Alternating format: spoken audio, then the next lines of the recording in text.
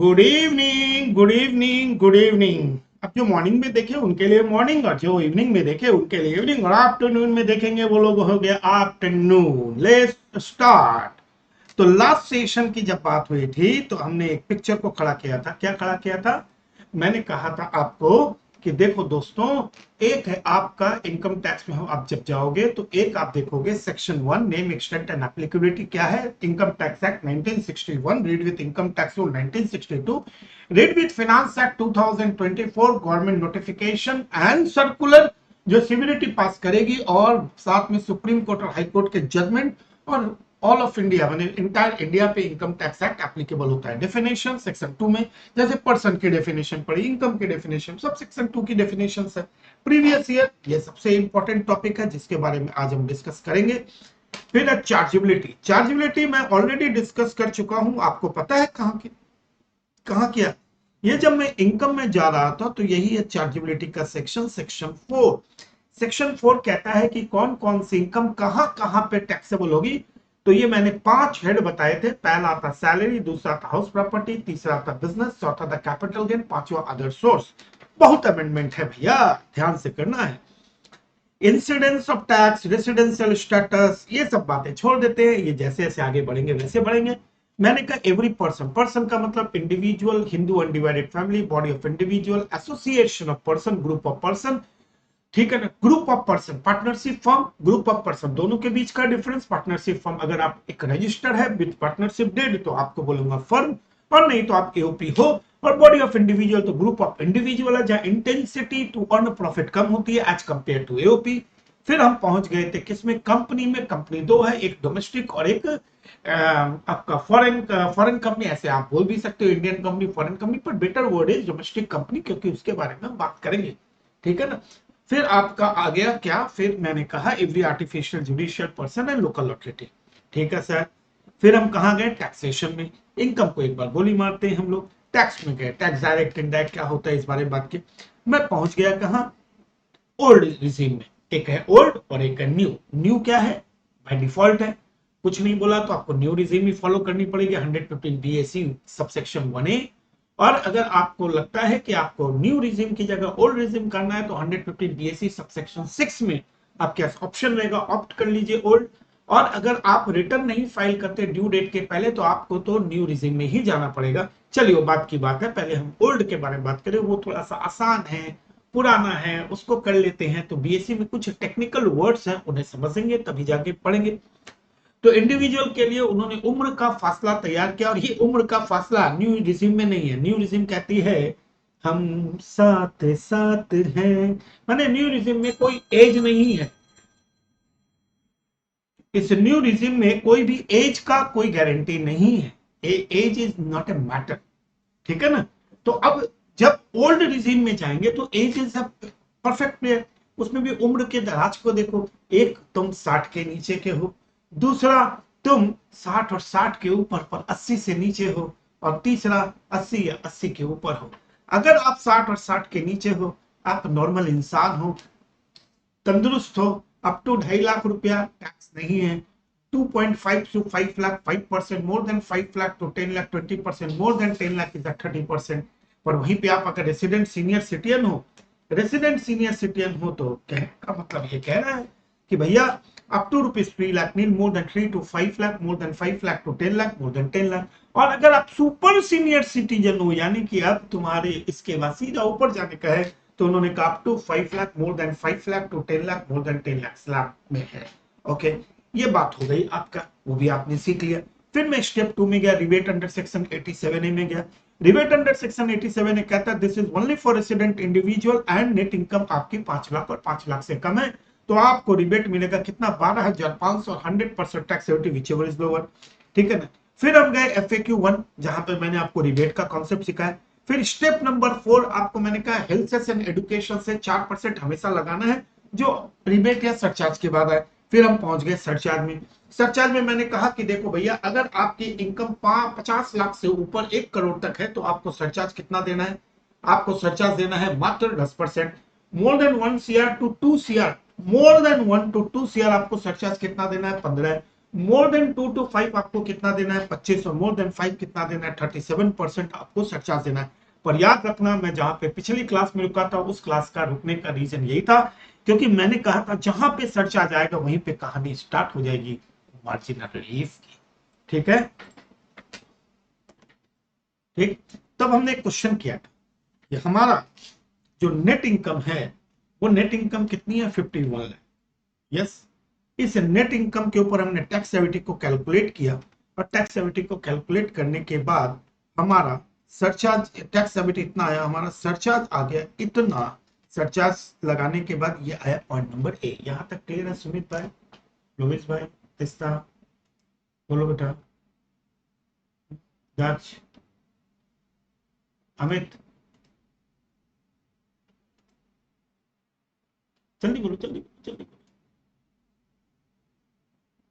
छिप छिप के बैठोगे तो कैसे होगा, बोलना भी पड़ेगा ना, बातें करनी पड़ेगी हमारे साथ। चलो, हो गई बात खत्म।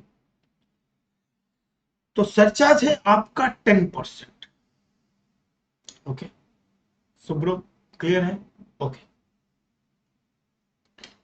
अब शांति से एकदम नया दिमाग, नई दुनिया, एकदम नई तरीके से आप अपने आप को ढाल लें। ठीक है, ध्यान से सुनो। अब आप देखो, बिफोर सरचार्ज, एवरीबॉडी लिसन। मैं तो बोला ही नहीं था, मैं तो बोला था अभी मैं मंडे वेडनेसडे फ्राइडे को लूंगा।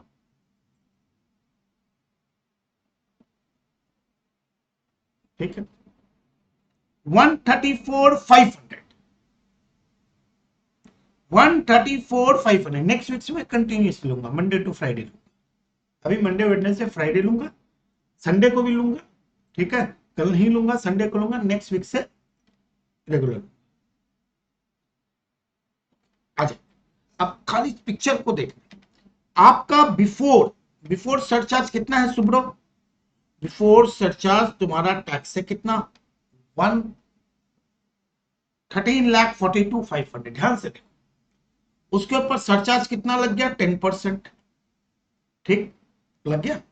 अब एज एन एसएससी सोचा, फील जब करो ना, ये सब चीजों को फील जब करो ना, तो ये सोच के करो कि तुम एसएससी हो, तुम्हारा टैक्स है, तुम निकाल रहे हो, तुम्हें अपना दर्द पता होना चाहिए। अब तुम्हारा दर्द मैं दिखा, आपको पता है कि अप टू 50 लाख अगर आपकी इनकम होती तो आपको सरचार्ज नहीं देना पड़ता। दादा हमको पता है, नहीं देना पड़ता ना दोस्त। बोला नहीं सर, इसका मतलब आपकी इनकम 1 लाख रुपए से बढ़ गई। बोला हाँ सर, 1 लाख से बढ़े, आप सरचार्ज के फेरे में आ गए। बोलो हाँ या ना, बोलो हाँ या ना। 50 लाख तक अगर आपकी इनकम होती तो आप सरचार्ज में नहीं आते। आपकी इनकम 1 लाख रुपए से 50 के ऊपर चली गई तो आप सरचार्ज में आ गए। बोला हाँ। अब तकलीफ देखो, दर्द, टैक्स पेयर का दर्द फील करो। अब टैक्स पेयर बोलता है डिपार्टमेंट को, सर एक बात बताइए। डिपार्टमेंट बोला, मान लीजिए मेरी इनकम अगर 50 लाख होती तो 50 लाख पे मुझे कितना टैक्स देना पड़ता? ढंग से देखना, ये आपको एग्जाम में नहीं बनाना है मेरे भाई, ये एग्जाम में नहीं बनाना है, ये सीखने के लिए। किसी भी एक्ट में कोई भी चीज जब आती है तो उसके पीछे एक लॉजिक होता है, हर लॉजिक को सिखाना है तुमको। तब अब मैंने डिपार्टमेंट को, तुम बोलोगे भाई, बोलोगे डिपार्टमेंट भाई सोचो, मेरी इनकम 50 लाख होती तो मुझे टैक्स कितना देना पड़ता? तो डिपार्टमेंट भाई बोलता, अगर आपकी इनकम 50 लाख होती तो आपको टैक्स देना पड़ता up to 250 nil, more than 250 to 5,12,500, more than 5 lakh to 10 lakh, 5 lakh के ऊपर 20%, 1 लाख रुपीज, और 10 लाख के ऊपर जो भी इनकम उसके ऊपर 30%। कितनी इनकम है 10 के ऊपर? 40 लाख। 40 के ऊपर कितना होता? 12 लाख। तो आपको टैक्स कितना देना पड़ता? 13,12,500। बोला हाँ, बोल देता ठीक है। अब मेरी इनकम कितनी हो गई? 51 लाख, 51 हो गई ना, तो इस पे मुझे टैक्स कितना देना पड़ता? तो 30,000 देना पड़ता, कि 51 और 30। तो इसका मतलब ये हुआ कि आपको टैक्स देना पड़ता 14,42,500। Some of the student are saying क्या बकवास, सॉरी, आपको टैक्स देना पड़ता 13,42,500. Sumit is crying in the corner. ये क्या बकवास है, ये तो है ये और ये तो सेम ही आया, फिर आप अलग से क्या निकाल रहे हैं? अरे नहीं रे पापा, टैक्स से 51 लाख पे कैसे भी निकाला इतना ही आएगा, उसमें कौन सा कहानी हो जाएगी? वो तो तुम ऐसे निकालो आएगा तो टैक्स वही, उसमें कौन सी कहानी हो जाएगी? फिर आपने क्यों निकाला? आपकी इनकम कितने रुपए से बढ़ी? 1 लाख रुपए से। 50 से ऊपर एक ही तो है ना, 1 लाख से आपकी इनकम बढ़ी तभी तो आप सरचार्ज में। बोला हाँ, यस। उस 1 लाख पे आपने सरकार को 30,000 का टैक्स भी दिया। एक से इनकम बढ़ी और 30,000 गवर्नमेंट ने टैक्स भी तो ले लिया मुझसे। बोला यस सर। बचा कितना? 70। बचा कितना? 70। Yes sir. अब सोचो, मैंने इनकम 1 लाख से बढ़ी, 30,000 का सरकार ने टैक्स भी ले लिया, मेरे घर में इनफ्लो कितना आया सुब्र भाई? 70। मेरे घर में इनफ्लो कितना आया सुब्र भाई? 70। कितना है लोबिस भाई? 70। कितना है तिस्ता? 70। और सरकार सरचार्ज कितना मांग रही है? 134,250। मेरे घर में सरचार्ज क्यों आया? 50 के ऊपर सरचार्ज आ गया, तो 50 के ऊपर मेरी इनकम कितनी हुई? 1। उसमें से 30 तो टैक्स ही लग गया। मेरे घर में कितना बचा? 70। सरकार मांग कितना रही है मुझसे सरचार्ज? 134। मैंने कहा बावले हो गए हो क्या? कमाया खाया कुछ नहीं, भाड़ पोड़ा 12 आने का, मेरे घर में बचा 70 और आप मांग रहे हो 134। डिपार्टमेंट को बात समझ में आ गई। डिपार्टमेंट ने कहा यार ये तो अन्याय है।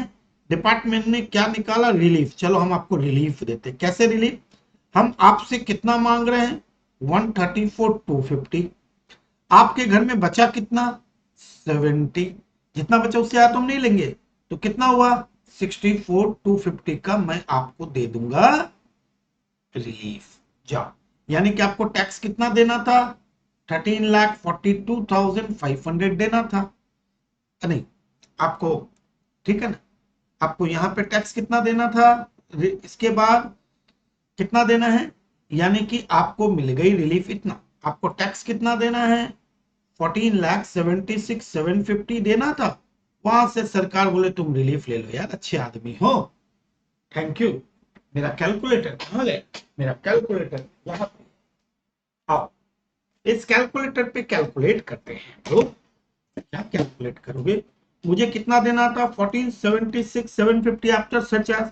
सरकार ने दया माया करके मेरे से रिलीफ दे दी। अब मुझे कितना देना है? 14,12,500। बात समझ में आई? लॉजिक से। ये एग्जाम में ये नहीं करना है, ये तो मैंने तुम्हें बैकग्राउंड बताया है, लॉजिक बताया है रिलीफ का। This is a logic. आगे किसका? दक्ष। ठीक है, तो लॉजिक है, दिस इज द लॉजिक कि your income is, your tax is 14,76,750, but actually तुम्हारी इनकम 1 लाख से बढ़ी, उसमें से 30,000 का तो तुमने 30,000 का टैक्स दे दिया तिस्ता। मैंने ultimately after increment, even though your inflow in excess is only 70 and the department is claiming a surcharge of 134,250। मैंने कहा बावले हो गए हो क्या? तो सरकार ने कहा बात तो तुम्हारे में दम है दोस्त, मान लिए। तो 134,250 सरचार्ज बचा, तुम्हारे घर में आया कितना? 70। ये रिलीफ ले लो। घूम फिर के बात क्या निकली? जो भी एक्स्ट्रा आया सरकार ने मेरे से पूरा ले लिया, टैक्स भी ले लिया और ये भी ले लिया। अब बताओ इससे बड़ा क्या होगा? पर आप एग्जाम में ये तो बनाओगे नहीं। ये तो क्या इतना बैकग्राउंड करना, एक्स्ट्रा कितना बचा, कितना इनफ्लो है, कितना सरचार्ज है, जितना इनफ्लो उससे ज्यादा टैक्स नहीं देने का, इतना कुछ नहीं करने का होता है। बड़े बड़े सम आते हैं एग्जाम में, तो क्या करेंगे इससे?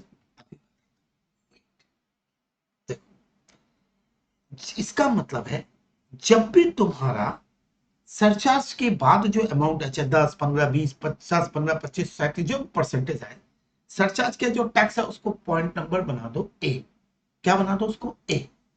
और साथ में खड़ा करो बी। ध्यान से देखो, साथ में क्या खड़ा करो, बी। बी का नाम दे दो मार्जिनल रिलीफ। इसको शॉर्ट वर्जन में एमआरबी बोलते हैं। क्या बोलते हैं हम लोग? MRB। कैसे रिलीफ? देखो, इसे कहते हैं फार्मूला बैठाओ, तमाशा देखो कैसे। देखो, tax on 50 lakhs, tax on 50 lakhs, क्योंकि अभी 50 के स्लैब में, 50 से लेके करोड़ में अगर आपकी इनकम तो आप ऐसे लिखोगे tax on 50 lakhs plus income, आपकी जो भी income plus net income minus 50 lakhs। Formula पानी की तरह, tax on 50 lakh plus income minus 50 lakh. 50 lakh पर टैक्स कितना होता, अभी अभी आपने निकाला था 13,12,500 आपने निकाला, बोला हाँ। तो tax on 50 lakh is 13,12,500 plus इन दोनों के बीच का डिफरेंस कितना है, 1 लाख। तो टोटल कितना हो गया, 13 लाख कितना हो गया, 14,12,500। ध्यान रखना, इन दोनों में जो लोअर होगा ना, ए और बी में जो लोअर होगा वही आपको देना है। तो लोअर इन दोनों में क्या है, 14,12,500। आपने एक चीज को फील किया, ये और ये एक ही है, जो मैंने बैक कैलकुलेशन करके बताया, और ये एक ही है। ये जो आया लोअर आया वही देना है। Add health cess and education cess at the rate of 4%। 14,12,500 के ऊपर 4% कितना, 56500, 56500।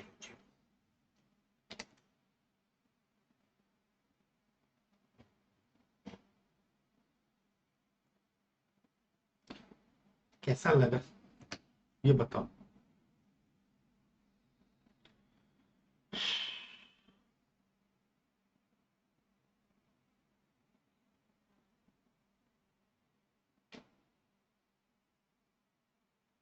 वो मत बनाना, ये तो बैकग्राउंड के लिए कि इनफ्लो आउटपुट सिखाने के लिए कि ये चैप्टर आया क्यों, एग्जैक्टली ये करना एकदम सिंपल तरीके से।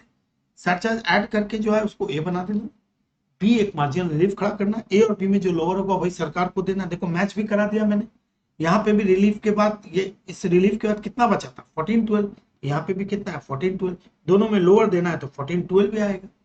तो टैक्स ऑन 50 lakhs, ठीक है ना। अगर 60, अगर मान लो इनकम अगर 80 भी होती तो आप यही करते, tax on 50 lakh plus income minus 50 lakhs। इस पूरे रिलीफ का, इसलिए तो फॉर्मूला दिखाया बेटा, इसलिए तो राइट हैंड साइड में इतना कुछ दिखाया। तुम्हारे जैसे नालायकों के लिए ही तो ये पहले सिखाया। मुझे तो पता है ना मेरे पास कैसे कैसे नालायक आते हैं। बाकी टीचर होते तो सीधा मार्जिनल रिलीफ बोल के दिखाते, मैंने तुम्हें सिखाया बैकग्राउंड। बैकग्राउंड क्यों सिखाया, यहाँ पे भी देखो मैंने क्या किया, यहाँ पे मैंने टैक्स ऑन 50 लाख से निकाला था पहले 13,12,500, 13,12,500 देखो टैक्स ऑन 50 लाख प्लस जो इनकम वहां से हटा दिया। तो इनकम कितनी थी 51, बचा 50, 1 लाख। 1 लाख एक्स्ट्रा आया ना, मैं 1 लाख तक टैक्स देने के लिए तैयार हूं। जितना मैं कमाया उतना मैं टैक्स दे सकता हूं। तो मेरा 50 लाख पे टैक्स इतना, और एक्स्ट्रा जो कमाया उतना तक मैं टैक्स, उससे ज्यादा नहीं दूंगा। 14-12 तक मैं देने को तैयार हूं। क्या दक्ष, हिस्सा, मजा आया? देखो लॉजिक सोचो कितना बड़ा बात है। 50 पे तो टैक्स मुझे देना ही है, प्लस जो एक्स्ट्रा आया उतना तक तो मैं दूंगा ही ना, ज्यादा होगा तो ज्यादा दूंगा। उतना तक देने के लिए कितना एक्स्ट्रा, कितना 1 लाख। ये देखो 1 लाख आंसर आ गया। और ये देखो बैकग्राउंड में मैंने तुमको कितने अच्छे से सिखा दिया। इसके बाद तो हरिद्वार जाने का टाइम है बेटा, इसके बाद हरिद्वार चल जाओ, ठीक है ना। ये मार्जिनल, एकदम सिंपल कॉन्सेप्ट में जाना। Tax on this, income minus, अपने आप इन दोनों में जो लोअर होगा वही आपको देना। आगे बढ़े, एक तुम लोग बना लो, अभी बना के देख लो। FAQ 3, चलो मान लो नेट इनकम 53 लाख, तो बताओ टैक्स लाइबिलिटी कितना, डू इट।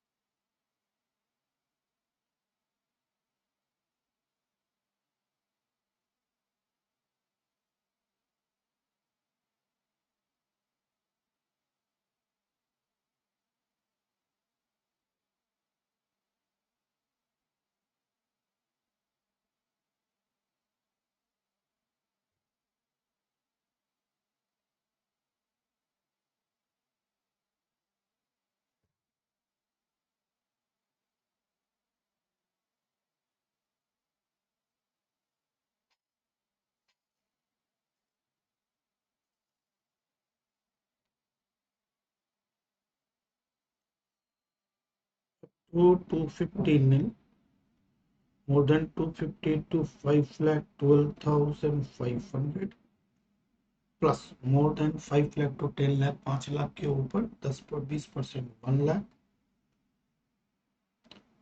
प्लस 43 लाख के ऊपर 30% 12,90,000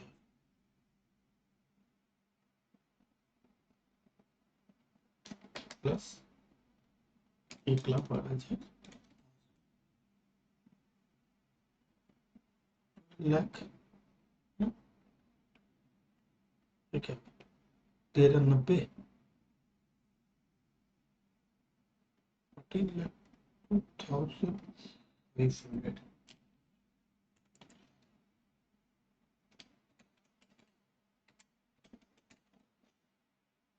एड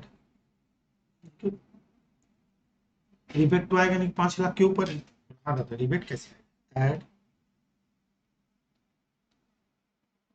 सर के ऊपर charge at the rate of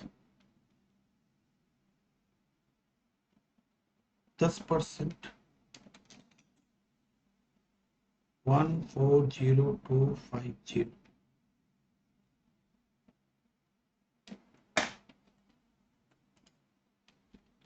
140250 के ऊपर 15,42,750 यही। यस सर, हमेशा इसको नाम क्या देना अपने को, ए।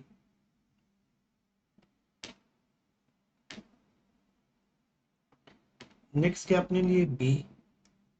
बी का मतलब मार्जिनल रिलीफ। कैसे निकालना अपने को margin relief, tax on 50 lakhs plus income 53 lakh minus 50 lakhs। 50 lakhs पे इनकम कितनी चाहती है, 13,12,500, 13,12,500 प्लस 3 लाख कितना आया, 16,12,500 आया। आया। अब मेरा क्वेश्चन है, अब ए और बी में जो लोअर है वही देना अपने को, और लोअर क्या है 15,42,750।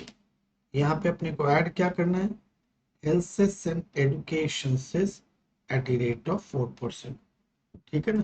तो 15,42,750 इंटू 4% कितना हुआ 61710 प्लस कितना हुआ 1604,460, ये अपने को सरकार को देना है। किसका दैट्स रवीश सुब्रो ठीक है, याद रखना ए और बी में जो लोअर होगा वही देना अपने को। इस लाइन से ये पता चला, इस पर्टिकुलर लाइन से, कि रिलीफ नहीं है। रिलीफ कब दिखता है? जब बी लोअर होता है। यहां तो बी लोअर नहीं है, बी तो हायर है। बी तो हायर हो गया ना, यहाँ ए, इन दोनों में लोअर कौन सा है? ए।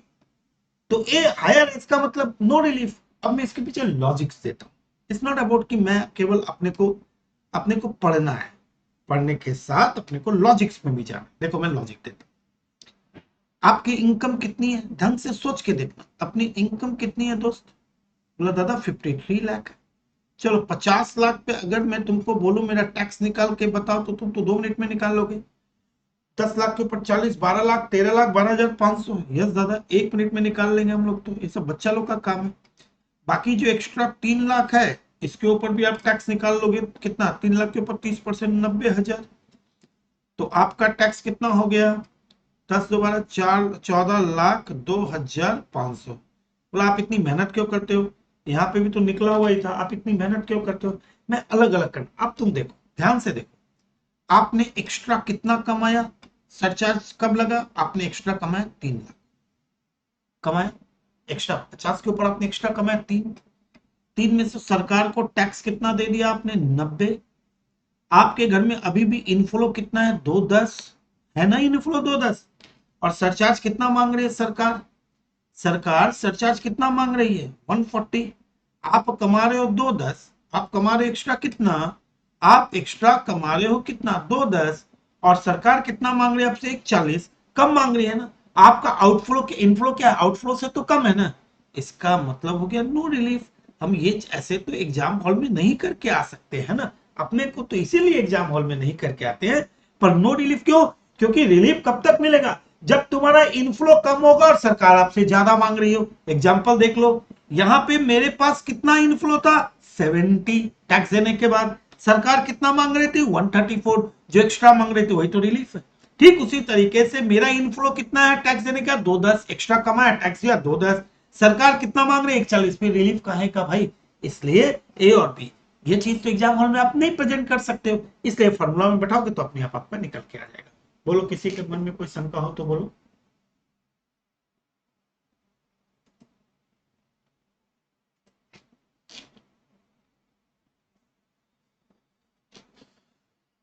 दोनों लॉजिक से दे दिया।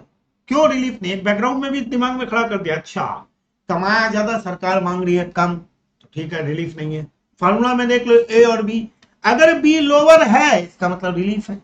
और जब ए लोअर है तो इसका मतलब क्या है? जो एक्चुअल वही दे रहे हैं।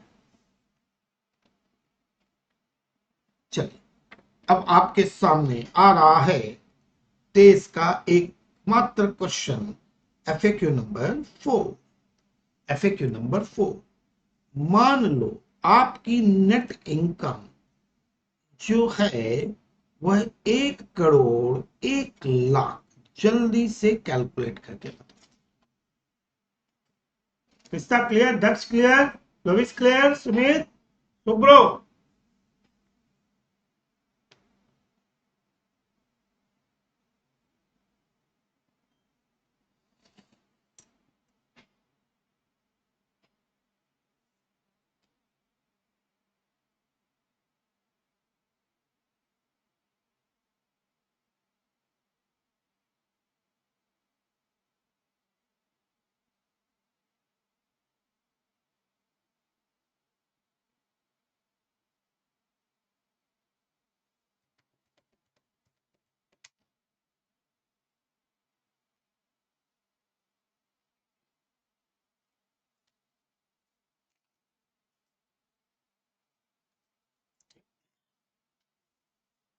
Net income 1,01,00,000।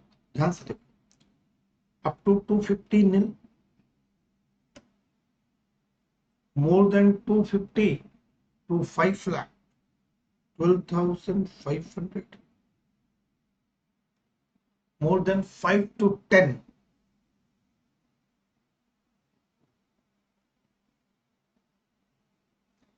10 के ऊपर जो भी इनकम हो, 91 लाख के ऊपर 30% कितना?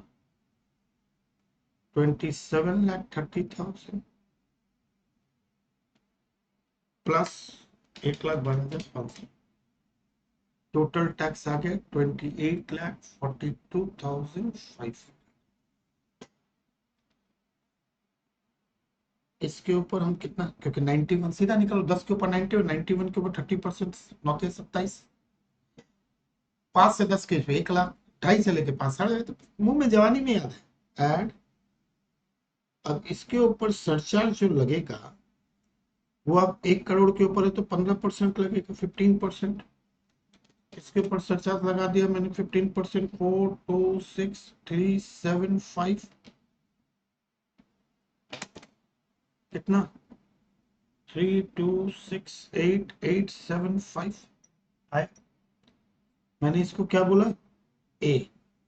अपने को क्या निकालना है, बी। जब भी सरचार्ज होगा ए और बी, ए एंड बी, इन दोनों में लोअर जो होगा वही लेंगे। बी क्या है, बी इज दादा मार्जिनल रिलीफ। ध्यान से देखना इसको, ठीक से देखना। देखो मार्जिन रिलीफ, पिछले समय हम कहां से स्टार्ट कर रहे थे, 50 से। क्यों, क्योंकि 50 के ऊपर सरचार्ज लगता है, 1 करोड़ तक रेट चेंज हो जाती है। 1 करोड़ तक, 50 से ऊपर 1 करोड़ तक रेट है। अब यहाँ इनकम कितनी, 1 करोड़। 1 करोड़ के ऊपर होते सरचार्ज का रेट चेंज हो गया। हाँ, तो आप स्टार्ट कहां से करोगे, tax on 1 crore plus tax ऐसे purchase, tax on 1 crore plus surcharge at the rate of 10%। ये मत भूलना। बोला क्यों दादा, बेटा 50, आपकी इनकम कितनी, क्या बोल रहा है, टैक्स ऑन 1 CR। 1 CR का मतलब 50 से ऊपर 1 करोड़ तक। 50 से ऊपर 1 करोड़ तक अगर तुम टैक्स नॉर्मल भी, अगर मैं बोलूं 1 करोड़ पे टैक्स निकालो, तो तुम 1 करोड़ पे टैक्स निकालोगे तो भैया 1 करोड़ पे टैक्स निकालो, 10% सरचार्ज भी तो ऐड करोगे, क्योंकि 50 से ऊपर 1 करोड़ तक 10% का सरचार्ज है। व्हेन आई सेड, वहां पे मैंने क्यों नहीं किया, वहां पे डायरेक्टली मैंने किया टैक्स ऑन 50 लाख, क्योंकि 50 लाख रुपीज तक तो सरचार्ज ही नहीं है।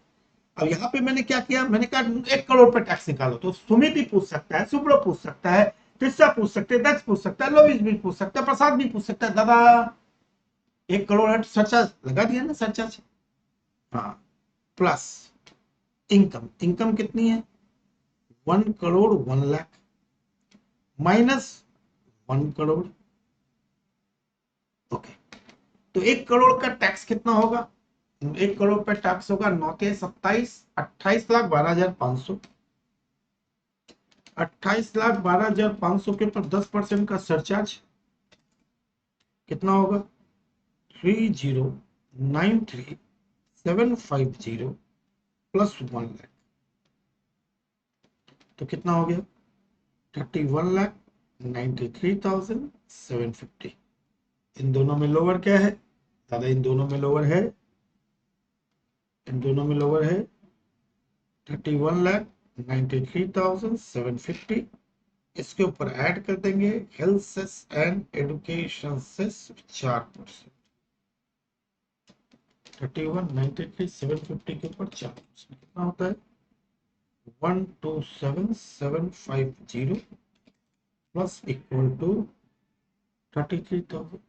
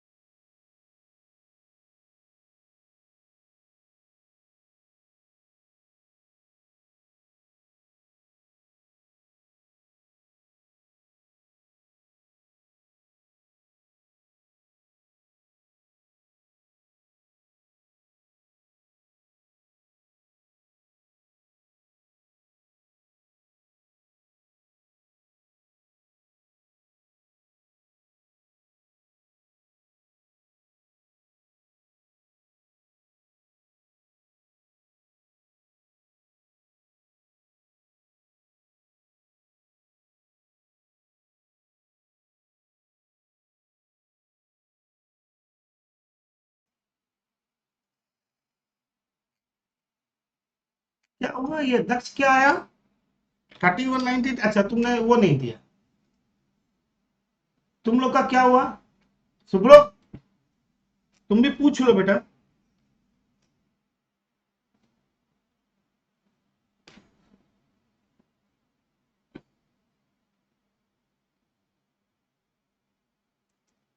कोई डाउट नहीं हो ना। आज इतनी बारिश हुई है यहाँ पे, नेट फ्लक्चुएट कर रहा है, तो मैंने क्या किया, शिफ्ट कर दिया। सुमित कोई डाउट नहीं बेटा, फॉर्मूला मस्त है, एक और हो जाए।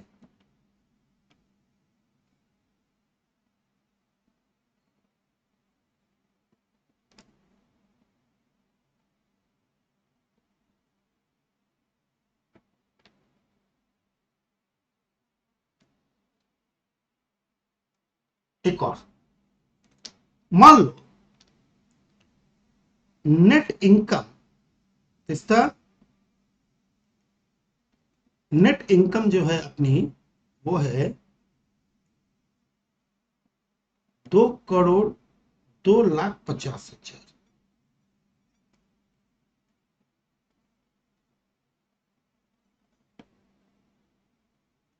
चलो चलो ध्यान रखना, 2 crore up to 50, more than 50 10%, more then 1 CR to 2 CR 15%। अब हम किसके ऊपर चले गए, 2 करोड़ के ऊपर। चलिए फास्ट,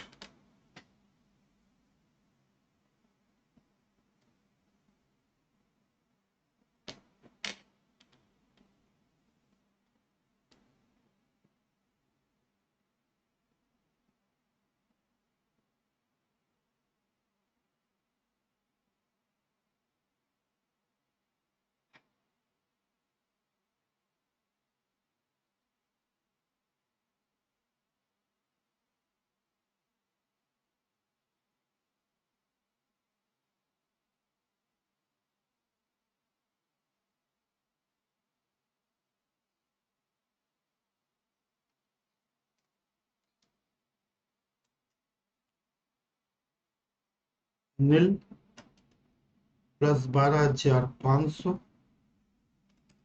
प्लस 1,00,000 प्लस 2,02,50,000 माइनस 10,00,000, उसके ऊपर 30%, 57,75,000 प्लस 1,12,500, 58,87,500 आया।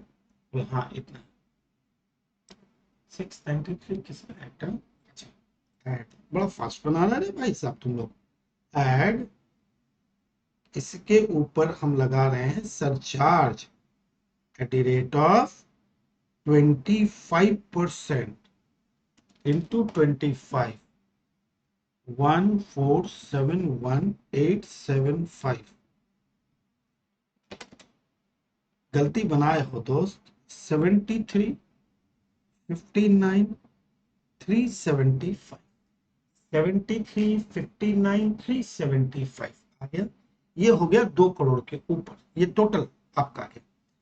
पर हमने क्या सीखा है, हमने सीखा है ये ए है और ये हमारा आने वाला है बी। ये ए है, ये हमारे आने वाला है बी।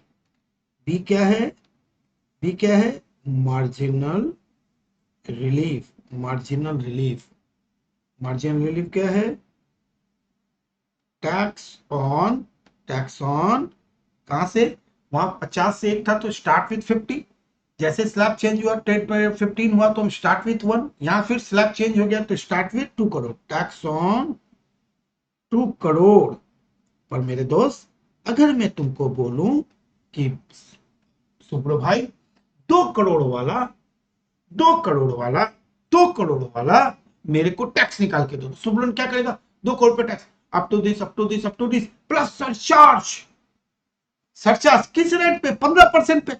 1 से 2 करोड़ के बीच में सरचार्ज क्या, तो अप टू 2 करोड़ अगर आपकी इनकम, मतलब सरचार्ज 15% लगाओगे ना, तो surcharge 15% plus income 2 crore 2,50,000 minus 2 crore, तो 2 करोड़ पे कितना हुआ, 19 दूनी 38, 1,90,00,000, तो कितना होता, 19 × 3, 57 लाख प्लस 1,12,00,000, 58,12,500 प्लस इतना आया 58, उसके ऊपर 15% का सरचार्ज 66 प्लस 2,50,000।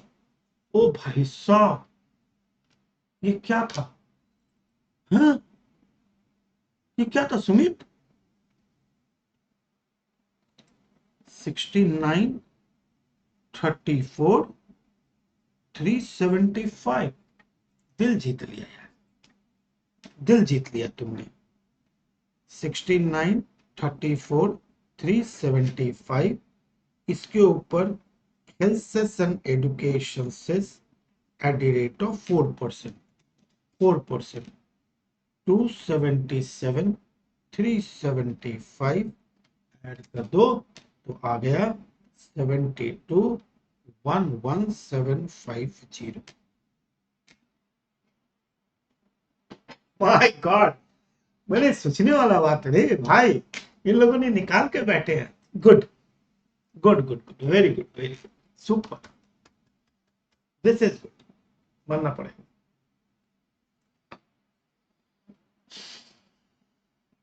कोई डाउट?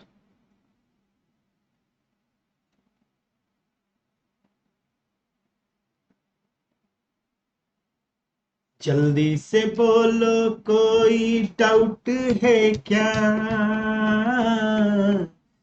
जल्दी से बोलो कोई डाउट है क्या, नहीं है डाउट सर, डाउट उट कुछ नहीं, आप आगे बढ़े, आगे बढ़े, बवाल मचा दिया।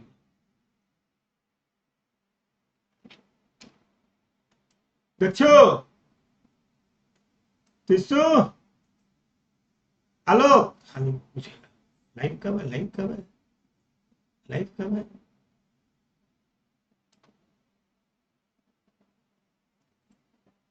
चलिए, इसी खुशी में हम बनाएंगे FAQ 6, नेट इनकम 5,04,00,000, चलो solve it.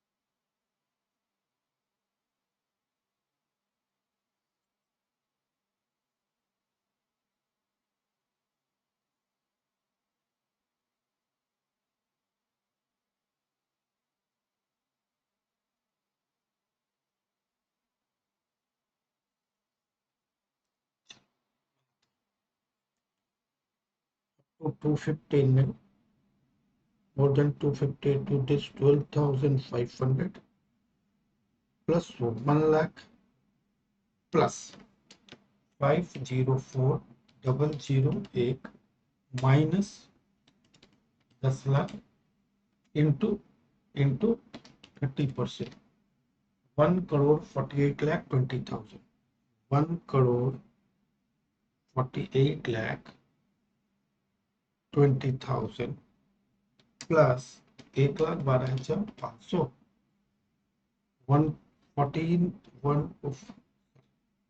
1 crore 49 lakh 32,500 add अपने क्या करेंगे, ऐड अपने करेंगे, ऐड अपने करेंगे surcharge at the rate of 37%। Answer दिखा रहे हैं 22,51, अच्छा 2,25,000 नहीं, सॉरी 2,25,15,000, ठीक है, देख चेक करता हूँ बेटा।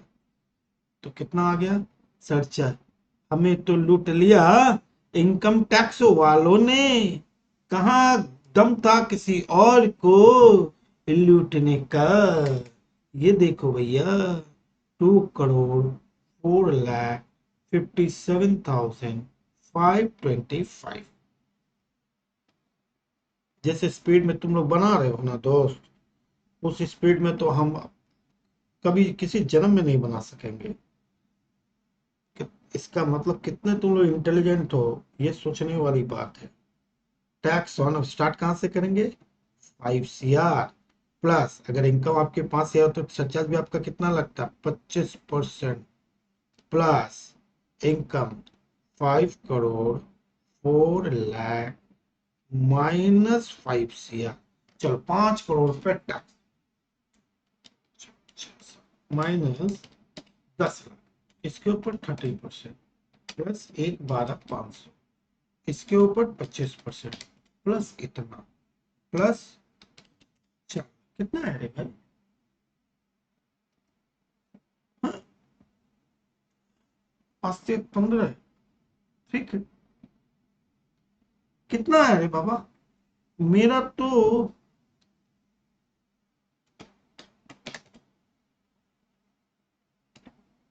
कितना आया, मेरा तो इतना नहीं आया, हाँ तो जितना ही तो आ रहा है, चिक चिक चिक चिक, हाँ?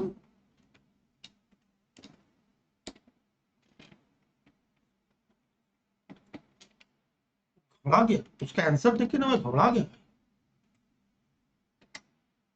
1,47,00,000, 1,12,500, 1,41,00,000, उसके बाद 25% इतना प्लस 4, 1 करोड़,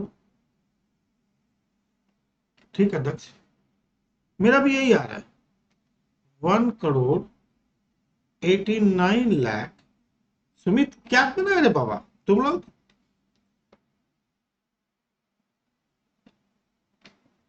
पिछला वाला कैंसर दिया था क्या, अच्छा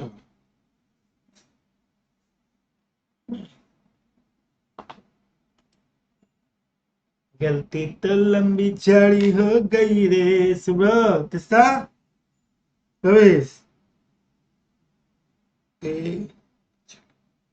कितना आया, लंबी चौड़ी गलती की हो भाई साहब, तो क्या करें, 1,89,15,625 add health cess and education cess 4%, 4%, 756625 plus 1,96,72,250।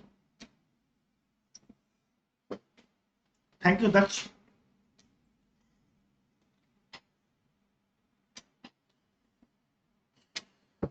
कोई दिक्कत,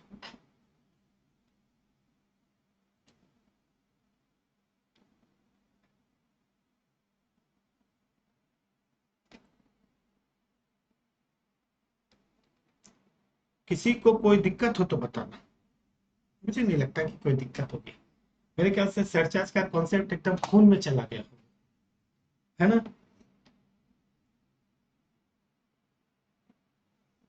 और मार्जिनली तो सुपर खून में चला गया, कोई बात नहीं, गलत हो गया तो हो गया, इसमें क्या टेंशन है, गलती तो हो ही सकती है ना। तो एवरी पर्सन, हम इंडिविजुअल को पकड़े, लाइबल टू पे टैक्स, टैक्स हमने क्या किया, एक नॉर्मल पकड़ा, ये स्लैब है स्टेप 1, वहां से हमने रिबेट को सीखा, अगर रिबेट नहीं है तो फिर आगे सरचार्ज चेक करते हैं, सरचार्ज भी तब आता है जब 50 लाख के ऊपर इनकम होती है। सरचार्ज जब भी आएगा, मार्जिनल कॉन्सेप्ट आएगा, लेने के बाद जो बच जाएगा उसके ऊपर अपने लगा देंगे क्या, 4% का health cess and education cess. हो गई बात खत्म? बोले यस सर। एकदम सिंपल सी बात हो गई। अब हमें धीरे धीरे बीएससी की तरफ भी टर्न करना है, बाकी लोगों के बारे में जानना है। Yes sir.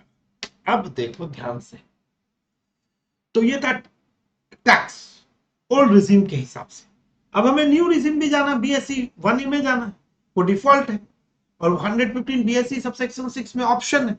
ऑप्शन मतलब अगर आपको न्यू स्कीम नहीं जानी है तो आप ऑप्शन में जाइए, बोले मुझे ओल्ड में जाना है, तो सेक्शन वाइज है।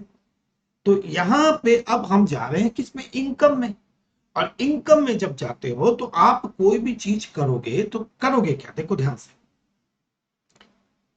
सबसे पहले आप कोई भी सम बनाते हो तो आप क्या लिखते हो, आप लिखते हो, एक स्टेटमेंट बनता है, तो उस स्टेटमेंट को समझना है।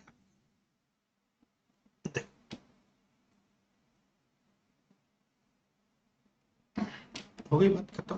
बोला हाँ दादा, ये हो गई। ध्यान से देखो, मान लो मैंने इसको स्टार्ट किया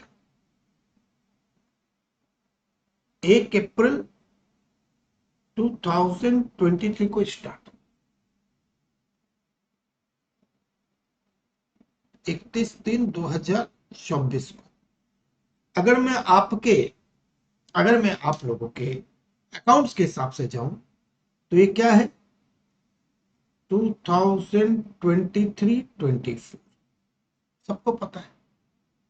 यस 23-24। यहां से मैं स्टार्ट करता हूं 1/4/2024, क्योंकि यहां खत्म हुआ तो नेक्स्ट में स्टार्ट करता हूं। और ये मैं खत्म करता हूं 31 मार्च 2025। अगर मैं इसको नाम दूं तो इसको क्या नाम दूंगा, 2024-25। ध्यान से। अब इसके आगे जो वर्ड लिख रहा हूं उस पर ध्यान दो। इसको मैंने नाम दिया पीवाई और इसको मैंने नाम दिया है एवाई, पीवाई एवाई। अब कई लोग क्वेश्चन पूछ लेते, नालायक कम थोड़ी है देश में, पूछ लेते हैं। तो पीवाई का मतलब प्रीवियस ईयर, एवाई का मतलब असेसमेंट ईयर। ठीक, ये पूरा साल है। अप्रैल, मई, जून, जुलाई, अगस्त, सितंबर, अक्टूबर, नवंबर, दिसंबर, जनवरी, फरवरी, मार्च, ये आपका साल है। बोले यस सर, ये मेरा साल है। ये साल खूब जम के कमाओ, कमाओ कमाओ कमाओ कमाओ। कैसी कैसी कमाई हो सकती है, आपने सैलरी से इनकम कमाई, या हाउस प्रॉपर्टी की इनकम कमाई, बिजनेस और प्रोफेशन की इनकम कमाई, कैपिटल गेन की इनकम कमाई, आईएफओएस की इनकम कमाई, आपने कमाया। 1 तारीख से लेके 31 तारीख तक आपने केवल कमाया। The year in which income accrue is this year, जिस साल आप कमाते हो। अकाउंट्स में तो आप क्या बोलते, फिनेंशियल ईयर, आप जिस साल कमा रहे हो। परंतु क्या आप 31 तारीख तक आप जो कमाओगे 31 तारीख तक टैक्स दोगे, बोले नहीं दादा, टैक्स कैसे देंगे, अभी तो बुक्स ही रेडी नहीं है, हमको पता ही नहीं कितना कमाए। अब तो बुक्स आएगा, बनाएंगे, सीए को बुलाएंगे, ऑडिट करवाएंगे, बहुत सारा लफड़ा है। मैंने कहा एकदम परफेक्ट, परफेक्ट। ये साल तो केवल कमाने का है, और टैक्स देने का साल, कंप्यूट का साल अगला साल है। तो आप अगले साल चले गए, यहाँ पे आपने क्या किया, आपने सीए को बुलाया या खुद किए। आपने इस साल क्या किया, असेसमेंट किया। थोड़ा सा और अच्छे से लिखते हैं, मजा आएगा। You will learn lot of interesting thing. ध्यान से देखो, आपने इस साल कमाया, year in which income accrue, जिस साल इनकम अक्रू, उसे हम क्या कहते हैं, ये साल वो है 23-24 में आपकी इनकम अक्रू हुई। इस 23-24 में आपकी इनकम अक्रू हुई, 24-25 में पहुंच गए मार्च के बाद।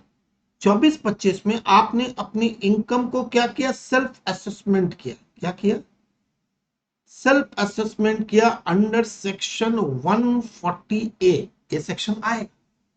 140 एक सेक्शन है जिसमें बताया गया कि आपको सेल्फ असेस करना है। आप खुद करो या आपका चार्टर्ड अकाउंटेंट के सेल्फ असेसमेंट किया आपने, बोला सर मैंने सेल्फ असेसमेंट किया। उस सेल्फ असेसमेंट करने के बाद आप एक return of income, return of income, उस रिटर्न ऑफ इनकम को हम क्या बोलते हैं, आईटीआर, इनकम टैक्स रिटर्न। सबने सुना होगा आईटीआर के बारे में। आप सेल्फ असेसमेंट करोगे 140A में, सेल्फ असेसमेंट का सेक्शन एकदम यही फिक्स है, यही फिक्स क्या है, यही है। तो आपको अब अपनी इनकम का एक ब्यौरा, अपनी इनकम का कच्चा चिट्ठा, सारी इनकम का डिटेल्स किसको देना है, आपको सरकार, सरकार को देना है। तो सीधा था मेरा इतना इनकम, ऐसा तो नहीं होगा ना। आप सेल्फ असेस करोगे मेरी इतनी इनकम है, इतनी इनकम है, इतनी इनकम है, इतनी इनकम है। फिर आप एक आईटीआर फाइल करोगे। कई सारे फॉर्म होते हैं, आईटीआर 1 2 3 4, सरल, सहज, बहुत सारे आईटीआर। वो आईटीआर आप जमा करोगे। अब आपके मन में पहला क्वेश्चन कि सर कब तक जमा करूं, पूरे साल कर सकता हूं क्या? ना, आप यहां पे आप इस जगह सेल्फ असेसमेंट कर रहे हैं। ये तारीख कितनी है, 31 जुलाई, 31 अक्टूबर। यहाँ पे सुमित भाई क्या कर रहे थे, सेल्फ असेसमेंट कर रहे, चार्टर्ड अकाउंटेंट है, मेरे सीए हैं, इनकम कैलकुलेट करते। अचानक बगल से तिस्ता गुजरी, तिस्ता गुजरी, तिस्ता ने पूछा कृष्णा गुजरी, ओहो कृष्णा बोले हमारा नाम नहीं लिया सर, कृष्णा गुजरी। कृष्णा ने पूछा ए सुमित क्या कर रहे हो? सुमित ने कहा मैं इनकम कैलकुलेट कर रहा हूं दादा की। तो कृष्णा बोला अभी तो जुलाई चल रहा है, अभी क्यों कर रहे हो, पूरा साल बाकी है। तो उसने कहा अरे नालायक, मैं अभी की नहीं, मैं पिछले साल की इनकम कैलकुलेट कर रहा हूं। तो यहां पे खड़ा होकर सुमित ने क्या कहा, पिछले साल की इनकम कैलकुलेट का, पिछला साल मतलब प्रीवियस ईयर, यानी कि previous year is the year in which income accrue, और assessment year is the year in which income is assess. Super clear. Previous year, आप जुलाई 31 को आपको आईटीआर फाइल करना है, या तो ये डेट है आपके पास, या तो जुलाई है या अक्टूबर है। तो इस साल आप पहले असेस करोगे, तो असेस किस साल का कर रहे हो, क्या 24-25 का असेस करो? नहीं दादा, मैं तो पिछले साल का कर रहा हूं। पिछला साल मतलब प्रीवियस ईयर, पिछला साल मतलब प्रीवियस ईयर, पिछला साल मतलब प्रीवियस ईयर की इनकम को मैं क्या कर रहा हूं, कैलकुलेट कर रहा हूं। प्रीवियस ईयर की इनकम को मैं कैलकुलेट कर रहा हूं। तो प्रीवियस ईयर मतलब जिस साल इनकम अक्रू होगी, और उसका नेक्स्ट ईयर, प्रीवियस ईयर के बाद ही तो नेक्स्ट ईयर आया ना, ये प्रीवियस ईयर हो गया। अब ये next year is called assessment year, जिस साल मैं असेस करूंगा, मैं करूं, मेरा चार्टर्ड अकाउंटेंट को उसको बोलेंगे assessment year. Assessment year, assessment करने के बाद आपको रिटर्न फाइल करना मैंडेटरी। रिटर्न फाइल करोगे, 2 डेट सरकार ने दी है। 2 डेट क्यों दी है बता देता हूं, इसके पीछे भी लॉजिक दे देता हूं, हर चीज का लॉजिक दूंगा। यहां पे किसके लिए दी है, 1 2 3 लोगों के लिए। पहला उन्होंने बोला यहां पे कंपनी, कंपनी के लिए ये डेट फिक्स है। जो भी कंपनी होती है उनको कब तक फाइल करना पड़ता है, अक्टूबर। आ रहा है ना अक्टूबर, अभी अक्टूबर ही तो चल रहा है, अक्टूबर चल रहा है, अभी चालू हो जाएगा, अभी रिटर्न फाइल का सबका आ गया बड़ा बड़ा। कंपनी, ठीक है, एनी एसएससी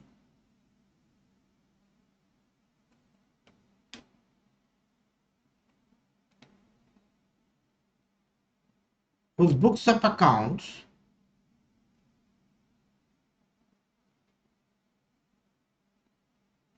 being audited, माने कोई भी ऐसे, कंपनी तो फिक्स हो गई दोस्त, कंपनी को तो अक्टूबर को करना है। एनी एसएससी जिसका ऑडिट होता है उसके लिए भी अक्टूबर, क्योंकि टाइम ऑडिट है तो टाइम चाहिए अक्टूबर। तो ये किसके, ये क्या बच गया, ये बच गया अदर्स, अदर्स, अदर्स के लिए क्या पे जुलाई, ये डेट है। Previous year the year in which income accrue, assessment year the year in which income is assess, किस साल का, पिछले साल का, पिछला साल इज प्रीवियस ईयर। आपके पास 2 डेट है, जुलाई एंड अक्टूबर। अगर आपने फाइल कर दिया तो ये जो रिटर्न ऑफ इनकम, ये ड्यू डेट है ना, ये कौन से सेक्शन में बताया गया है, this is called due date is defined in section 139 subsection 1। Section 139 subsection 1, ये ड्यू डेट इसी सेक्शन में बताई गई है कि कब किसको कब फाइल करना है। पिछले साल का जो इनकम उसके बारे का ब्यौरा सेल्फ असेस करके गवर्नमेंट को देना है। आईटीआर फाइल करना कब करना है, जुलाई और अक्टूबर। ये कौन बता रहा है, ये सेक्शन 139 सबसेक्शन 1 बताता है। देखो अब मैच करा के दिखाता हूं। ठीक, अब कई लोग पूछते हैं कि अगर सर मैं भूल गया तो क्या हो। तब आपको भूल गए, फेलियर अगर आपने कर दिया, failure to file ITR within due date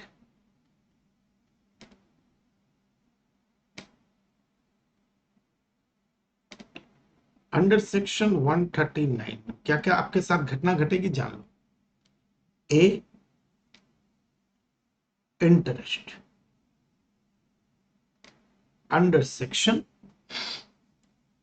234A at the rate of 1% per month और पार्ट ऑफ मंथ, ये आपको देना पड़ेगा। इंटरेस्ट देना पड़ेगा, 1 महीना 1 दिन 2 महीने का इंटरेस्ट लग जाएगा। B, fine under section 234F रुपया 5,000। बिना कुछ सोचे समझे अगर आपने रिटर्न नहीं फाइल किया 139 के भीतर तो आपको इंटरेस्ट लग जाएगा 234A में, फाइन लग जाएगा 234F में। तो इसके बाद ऑप्शंस क्या है, अगर 139 में आपने रिटर्न नहीं फाइल किया ये तो देना ही पड़ेगा। क्या सारे ऑप्शंस खत्म हो जाएंगे? नहीं, अभी ऑप्शंस बाकी है। फिर आपके पास एक ऑप्शन आता है जिसे हम कहते हैं बिलेटेड रिटर्न। ड्यू टाइम में नहीं फाइल किया तो बिलेटेड रिटर्न, बिलेटेड रिटर्न आप फाइल कर सकते हो। बिलेटेड रिटर्न फाइल कर सकते हो, पर बिलेटेड रिटर्न फाइल करते वक्त आपको याद रखना पड़ेगा विद आपको जो जमा करना पड़ेगा। बिलेटेड रिटर्न फाइल कर सकते हो आप कौन से सेक्शन में, belated return under section 139 subsection 4। यहां पे आपको देना पड़ेगा टैक्स, जो आपका टैक्स है, प्लस जो इंटरेस्ट में ऊपर लिखा हूं इंटरेस्ट भी देना पड़ेगा, प्लस फाइन भी देनी पड़ेगी, तब आपका बिलेटेड रिटर्न जमा होगा।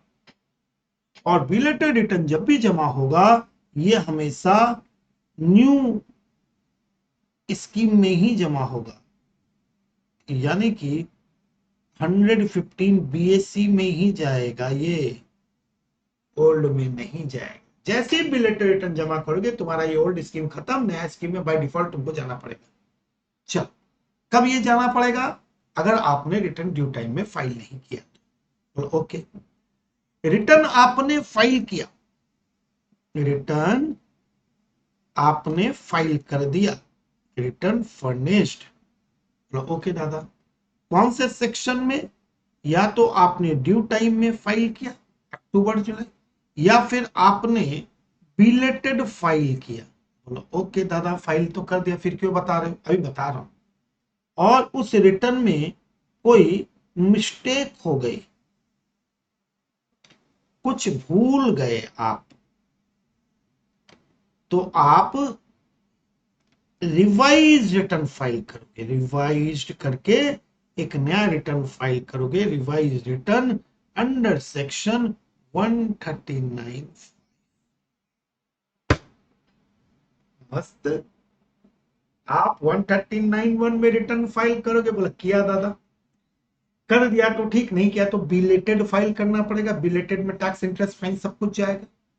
उस रिटर्न को जब आपने फाइल किया पता चला कुछ गड़बड़ हो गई तो आप एक नया रिटर्न फिर से फाइल करो जिसका नाम है रिवाइज रिटर्न 139(4), 139(5) करो। ठीक है दादा, कर लेंगे। ठीक, ओके, हो गया। तो बिलेटेड देखो कितने सारे रिटर्न निकल के आने, एक हो गया ओरिजिनल रिटर्न, फिर हो गया बिलेटेड रिटर्न, फिर हो गया रिवाइज रिटर्न। ठीक, हो सकता है। इसके बाद एक और रिटर्न आता है, अपडेटेड रिटर्न।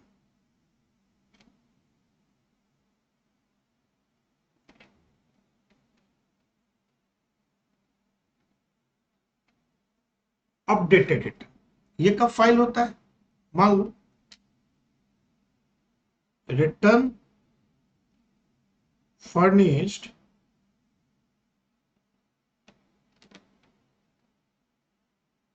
अंडर सेक्शन 139(1) या 139(4) या 139(5) और नॉट, आपने पहले ओरिजिनल रिटर्न फाइल किया नहीं किया, बिलेटेड किया नहीं किया, रिवाइज किया नहीं किया, फिर भी आप फाइल कर सकते हो अपडेटेड रिटर्न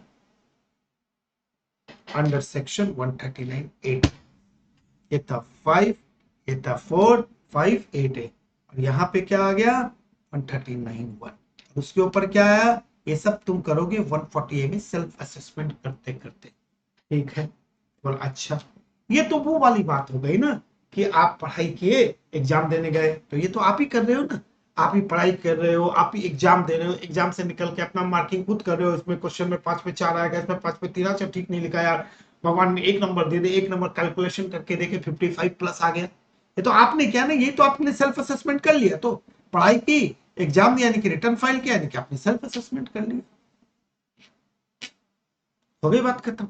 ये तो पीओ की बात, ये तो सारे काम आपने किए। अब डिपार्टमेंट के पास वो चिट्ठी पहुंच गई, वो रिटर्न पहुंच गया। अब इसके बाद डिपार्टमेंट करता है, डिपार्टमेंट क्या क्या करे, अब ये डिपार्टमेंट का काम आ गया। इतना तक आपने किया, अब सो जाओ। डिपार्टमेंट के मेनली 4 सेक्शंस हैं। डिपार्टमेंट जो असेसमेंट करता है ना, जैसे एग्जामिनर कॉपी चेक करेगा, तुमने तो कर लिया, तो एग्जामिनर कॉपी चेक करेगा कि तुमने जो किया वो सही किया, गलत किया, चीटिंग करके किया, सब याद हो जाएगा सुमित, एक एक सेक्शन खून में जाएगा। जस्ट वेट, है तो इंट्रोडक्शन, एक एक सेक्शन खून में चला जाएगा, खून में, ब्लड में दौड़ेगा, इसकी गारंटी मेरी, इसकी गारंटी मेरी, ब्लड में भागेगा, तुम सेक्शन में ही बात करोगे। Just wait and watch. ठीक है, असेसमेंट, डिपार्टमेंट जब असेसमेंट करता है ना, एक को हम लोग बोलते हैं समरी असेसमेंट।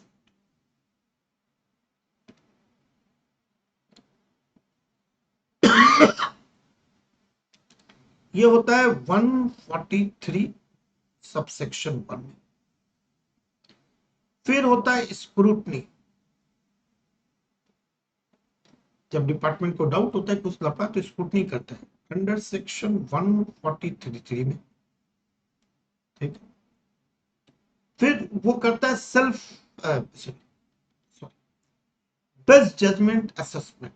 जब डिपार्टमेंट को लगता है सब गोलमाल है भाई, गोलमाल है, टिंग टिंग, तो वो अपना करता है best judgement assessment under section 144।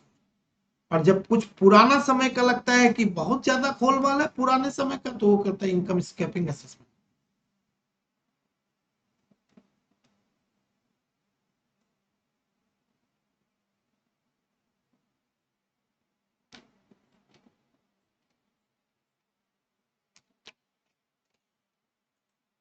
क्या दक्ष, मजा आ रहा है? तो आप जो करोगे वो है सेल्फ, सेल्फ करके आपको रिटर्न फाइल करना ही पड़ेगा। जो आप रिटर्न फाइल करोगे वो आपका हो गया क्या, self assessment return. Due date में करना पड़ेगा, जुलाई या सितंबर अक्टूबर। अगर नहीं कर सके तो interest and fine, okay.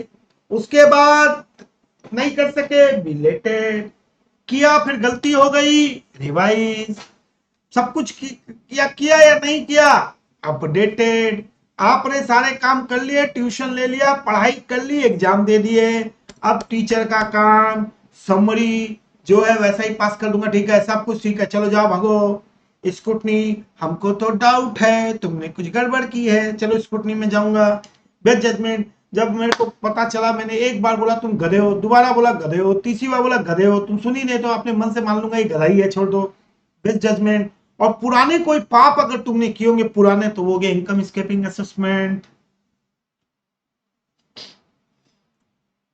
Previous year assessment year, previous year assessment year, previous year assessment year. हो गई बात खत्म। तो previous year is the year in which income accrue, यानी ये प्रीवियस ईयर एक ही चीज होता है। प्रीवियस ईयर में केवल एक ही कांड होता है, आप कमाओ।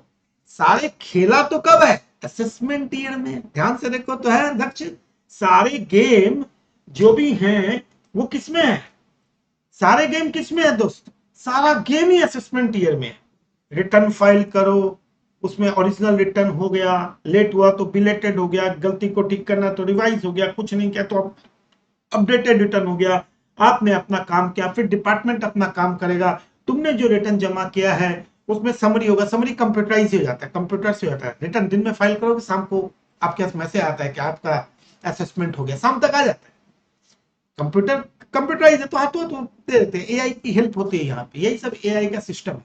97% इंडिया में जो रिटर्न फाइल होते हैं उसके 97% या 143(1) में होता है। जो तुमने किया सब सही, 97%। केवल 3-4% ही होते हैं जो स्क्रूटनी में जाते हैं, वो भी यही सिस्टम फिक्स है, ऐसा कुछ किया होगा तो स्क्रूटनी में डाल देना। तो 3-4 लाख में 4,000 स्क्रूटनी में जाते हैं। स्क्रूटनी का मतलब गड़बड़ है, तुम्हें स्क्रूटनी में डाल दिया। स्क्रूटनी में नोटिस आती है, पेमेंट होता है, फिर सब जब डिपार्टमेंट को लगता है मुझसे तुम कुछ मिल ही नहीं रहा है, बार बार मांग रहा हूँ, कुछ नहीं हुआ, मैंने गधा बोल के तुम्हारा असेसमेंट कर दिया। पुराने पापों का पता चला तो मैंने तुम्हारे पुराने रिटर्न खोल के देखे, तुम्हारा इनकम खोल के देखा, सब जगह गोलमाल है भाई, गोलमाल है। तो income escaping assessment, previous year assessment.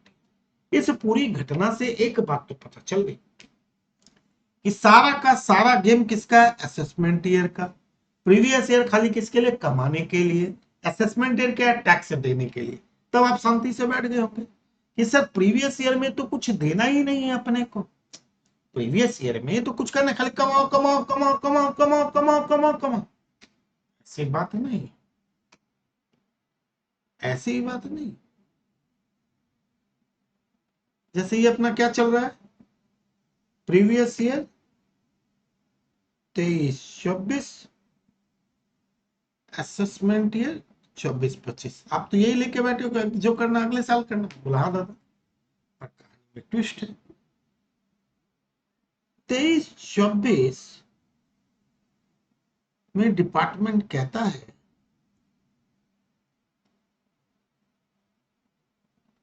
क्या कहता है डिपार्टमेंट?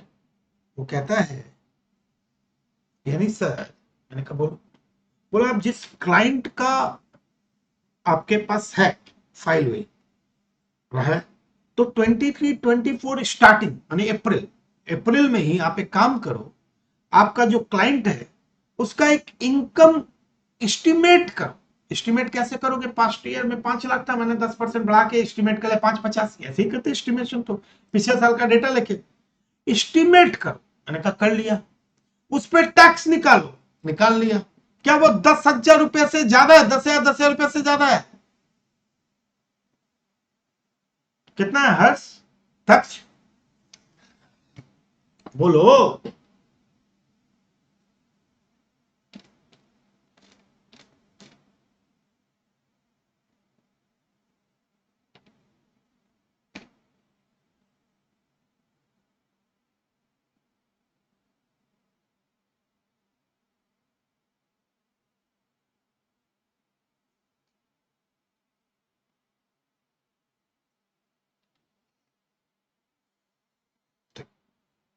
अगर आपका, ध्यान से देखना क्या लिखा, स्टार्टिंग में आप अपना एक इनकम कैलकुलेट करके देखो। अगर आपको लगता है कि 23-24 में मेरी जो इनकम है, 23-24 में मेरी जो इनकम है उसके ऊपर जो टैक्स आएगी, सब कुछ एस्टिमेट है, जैसे कॉस्टिंग में बजट बनाते वैसे एस्टिमेटेड टैक्स लाइबिलिटी जो है वो 10,000 या 10,000 रुपया से ज्यादा है। कितना है? एस्टिमेटेड टैक्स लाइबिलिटी 10,000 या मोर देन 10,000 है, तो अगले साल का इंतजार ना करो, अभी से टैक्स दे दो। इसलिए उसका नाम पड़ गया एडवांस टैक्स।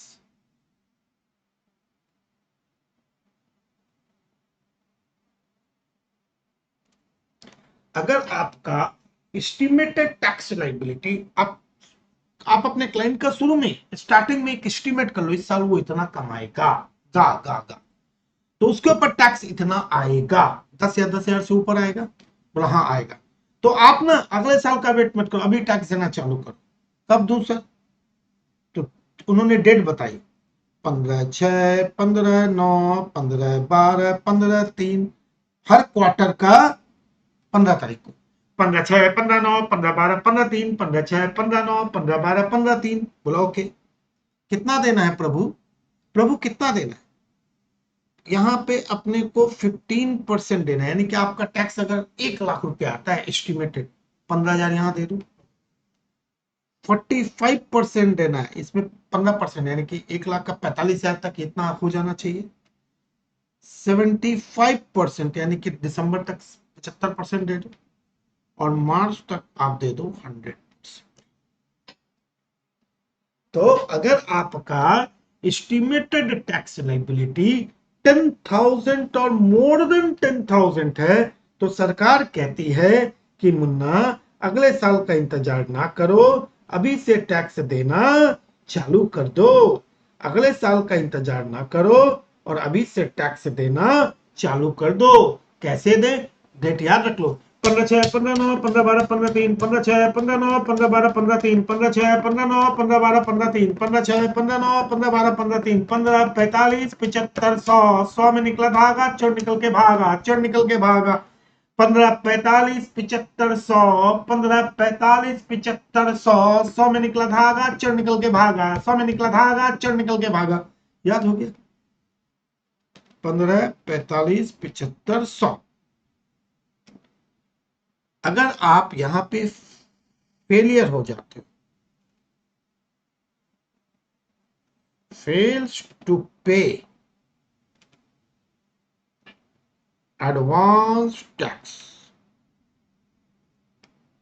तो आपका लगता है इंटरेस्ट अंडर सेक्शन 234B या 234C। लेट फाइल करने के लिए कौन सा इंटरेस्ट था मेरा दोस्त? लेट फाइल करने के लिए आपका इंटरेस्ट का सेक्शन था 234A, और नॉन पेमेंट एडवांस टैक्स के लिए आपका सेक्शन है 234B and 234C, B and सी।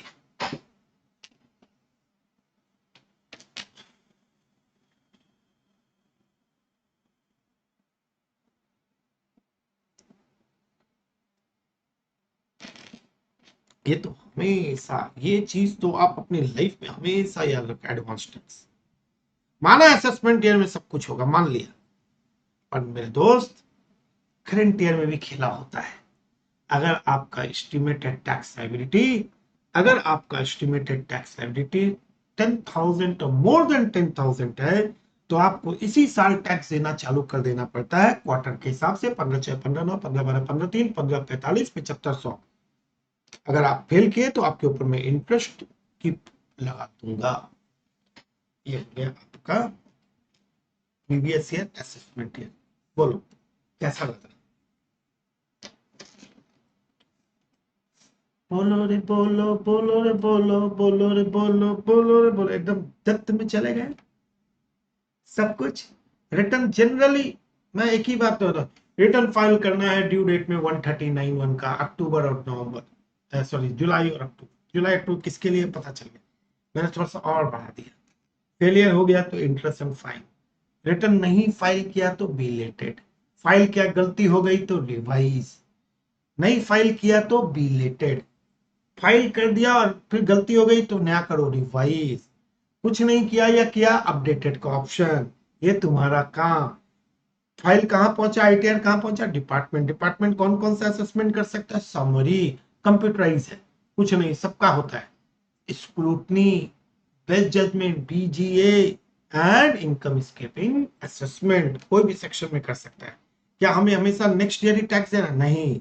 अगर आपको लगता है कि आपका एस्टिमेटेड टैक्स लायबिलिटी 10,000 और मोर देन 10,000 है, तो आपको करंट ईयर में ही थोड़ा बहुत टैक्स देना पड़ेगा।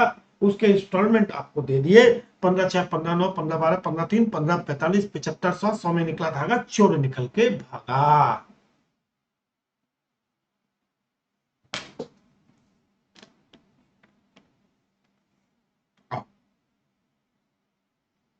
तो इसका मतलब हम अभी किस साल के लिए हैं, हमारा अभी हमारे लिए असेसमेंट डेट क्या है, 25-26। हमारे लिए प्रीवियस ईयर क्या है, 24-25। फिनांस एक्ट 24 है ना, फिनांस एक्ट क्या है, 2024। 24 मतलब 24-25। असेसमेंट ईयर क्या होगा, नेक्स्ट ईयर 25-26। हम क्या बनाने वाले हैं,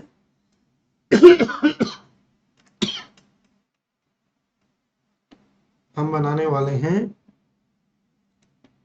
statement of net income under statement of net income,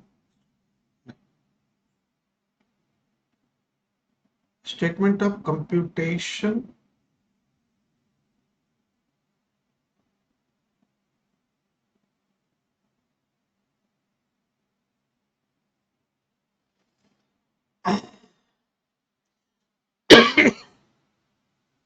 अपनी पहली इनकम क्या है,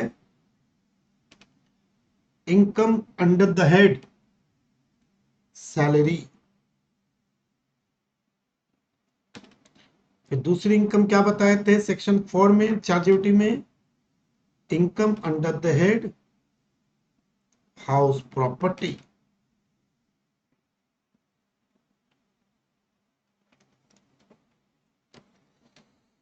फिर क्या बताए थे, income under the head business और profession.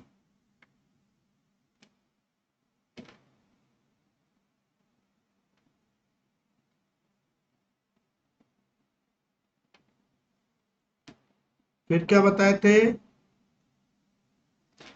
Income under the head capital gain.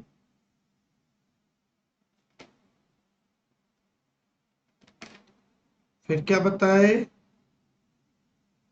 Income under the head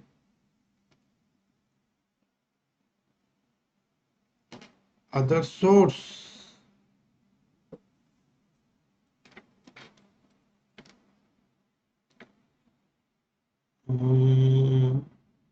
ये इनकम, ये इनकम, ये इनकम, ये इनकम।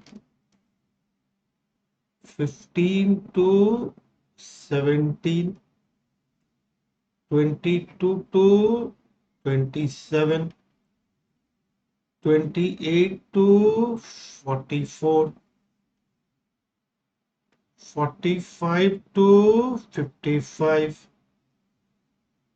56 टू 59। अभी बात खत्म। फिर इसे हम लोग कहते हैं 5 फिंगर रूल। तो इसको अपने बोलेंगे हेड्स ऑफ इनकम। क्या बोलेंगे, heads of income. 5 finger is the heads of income. तो भी बात खत्म।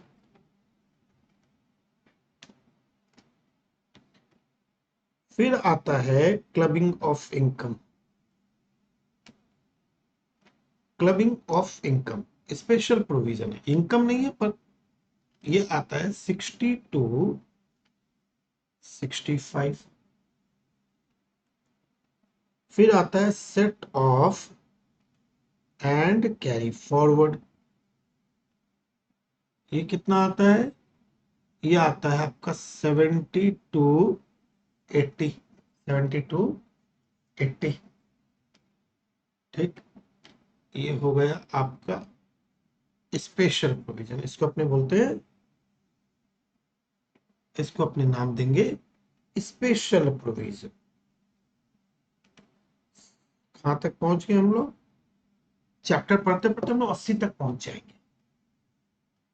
इसको अपने नाम देते हैं ग्रॉस टोटल इनकम।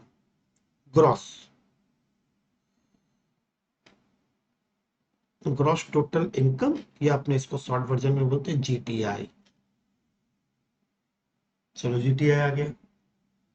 जीटीआई से हम लोग लेते हैं less deduction under chapter 6A 6 से का मतलब 80C से चालू होता है और U तक चलता है ये। C टू U, किसको देख रहे हो? तुमको देखिए, CU तक चलता है। डिडक्शन ले लिए, जैसे LIC में किए, मेडिक्लेम में किए, PPF में किए, हाउसिंग लोन लिया, ये सब चीजों के लिए डिडक्शंस मिलते हैं अपने को। न्यू स्कीम में कुछ नहीं मिलता है, यही बता देता हूँ। ये तो अभी ओल्ड स्कीम है तो ले रहा हूं। ये जो बचा इतनी देर से मैं लिख रहा था, 6 क्वेश्चन में तुमको याद होगा मैं लिख रहा था नेट इनकम। इसी को हम लोग टैक्सेबल इनकम भी कहते हैं, NI हो गया। अब किस नेट इनकम के बाद आपका टैक्सेबिलिटी चालू होता है। वो जो नेट इनकम आपने कैलकुलेट किया, यहां तक कर लिया, अब वो टैक्सेबिलिटी होता है। नेट इनकम इतना, अब वहां से तुम चालू करो। पहले आप टैक्स निकालो, फिर आप या तो रिबेट लो या सरचार्ज लगाओ, एजुकेशन से लगा, ये कहानी।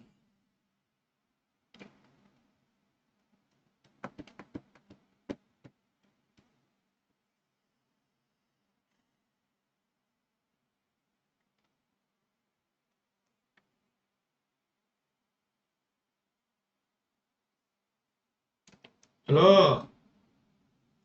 बोलो बच्चा बोलो, कुछ तो बोलो।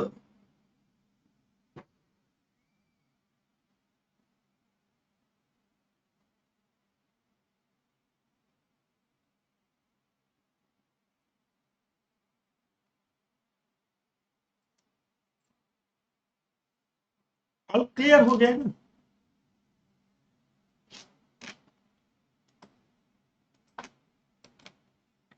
ठीक, आप समझ में कैसे दिया जा रहा? इस पूरे के पूरे BSc में जब जाऊंगा न्यू रिजिम में, तो तुम्हें सैलरी का आइडिया होना चाहिए, HP का आइडिया होना चाहिए, बिजनेस एंड प्रोफेशन का आइडिया होना चाहिए, कैपिटल गेन का आइडिया होना चाहिए, अदर सोर्स का आइडिया होना चाहिए, क्लबिंग और सेटअप में कोई दिक्कत नहीं, GTI डिडक्शंस का, ये चीज नहीं। ठीक है, इंट्रोडक्शन के बाद आएगा, 5-6 लेक्चर के बाद। न्यू स्कीम में कोई डिडक्शन नहीं है, 3 डिडक्शन है न्यू स्कीम में, गिन चुन के 3 डिडक्शन है न्यू स्कीम। बाकी C2 23-24 डिडक्शन जो एक भी नहीं। न्यू स्कीम में नो डिडक्शन, एंजॉय। तो वो न्यू स्कीम में हम और बढ़ा रहे हैं। सब कोई क्या कहता है, पहले से स्टार्ट कर, new scheme up to 3 lakh nil, more than 3 lakh to 7 lakh. भैया तुम क्या कर रहे हो? टैक्स स्लैब सिखाने बैठे हो क्या? वो तो बच्चा देख के भी कर लेगा। उस new scheme BSc 115 BSc subsection 1A में, जब न्यू स्कीम में जा रहे बाय डिफॉल्ट में, उसमें हर चैप्टर के भीतर ज्ञान है। अगर आप न्यू स्कीम में, तो आपको सैलरी में ये नहीं मिलेगा, HP में ये नहीं मिलेगा, बिजनेस में ये नहीं मिलेगा, कैपिटल गेन में ये नहीं मिलेगा। कैपिटल गेन खुद बवाल चैप्टर है, कितना चेंजेस है इस बार। ठीक है, अदर सोर्स में नहीं मिलेगा। ठीक है ना, क्लबिंग में कोई चेंज नहीं है, सेटअप भी मोटा मोटा माइनर सा चेंज है, डिडक्शन नहीं मिलेगा। तब तो आप न्यू स्कीम के बारे में बात कर सकेंगे ना। तो अभी अपने को कहाँ पहुंचना है? अपने को इस टॉपिक पे बहुत डिस्कशन करना पड़ेगा। कैपिटल, ये तो मैं फटाफट करा दूंगा, ज्यादा डिस्कस। न्यू स्कीम में पढ़ाना है तो मुझे सैलरी के बारे में कुछ बताना पड़ेगा। तो नेक्स्ट सेशन में हम इन 3 टॉपिक को कवर करेंगे, सैलरी, हाउस प्रॉपर्टी, बिजनेस। और साथ ही साथ मैं कुछ चीजें लिखाऊंगा जो न्यू स्कीम में एप्लीकेबल नहीं है। तो आपका दिमाग यहीं से, आपका दिमाग चलना चालू हो जाएगा।